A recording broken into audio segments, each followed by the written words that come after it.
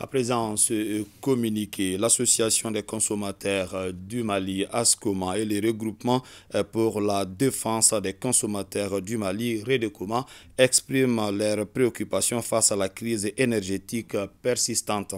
L'ASCOMA et les REDECOMA réitèrent leur attachement au respect du droit à la sécurité, du droit à l'information et du droit à la satisfaction des besoins essentiels.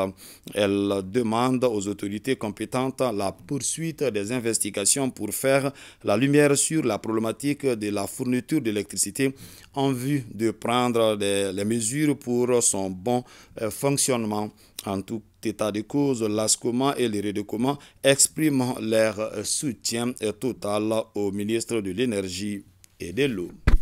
Inauguré cette semaine, le centre de dialyse de la commune 4 fonctionne à hauteur de souhait. Cette réalisation entre dans le cadre des œuvres sociales du président de la transition, le colonel Assimi Goïta. Dans le centre, une délégation marocaine appuie les médecins maliens pour soulager les malades dialysés. Boubacar Kanouté.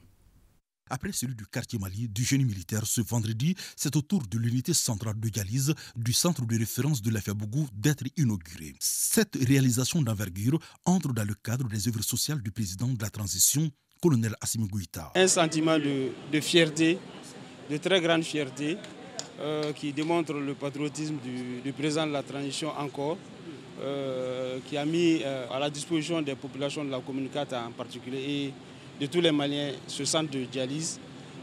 C'est le troisième qu'on inaugure en quelques jours. C'est dans le cadre des œuvres sociales du président de la transition. C'est pour rapprocher les soins aux populations.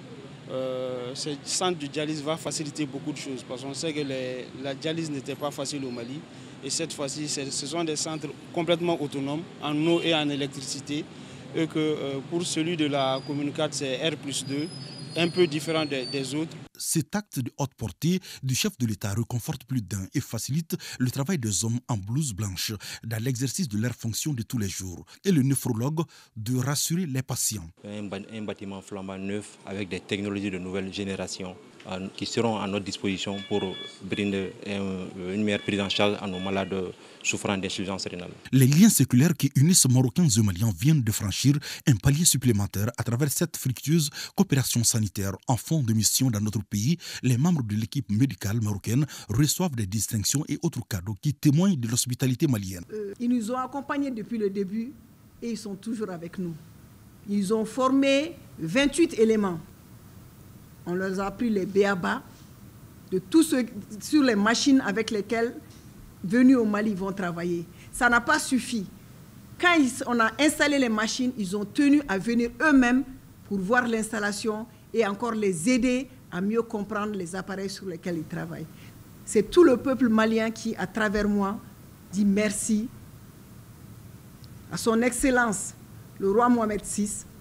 Je saisis aussi cette occasion qui m'est offerte pour renouveler à Monsieur le Président de la Transition et à son gouvernement notre entière disponibilité pour continuer à collaborer ensemble dans ce même esprit de fraternité et familiale. Il quitte le Mali avec des beaux souvenirs, a martelé le chef de la délégation marocaine avant de saluer les efforts du président Assimi Goïta de redonner au Mali sa fierté d'antan dans le concert des nations.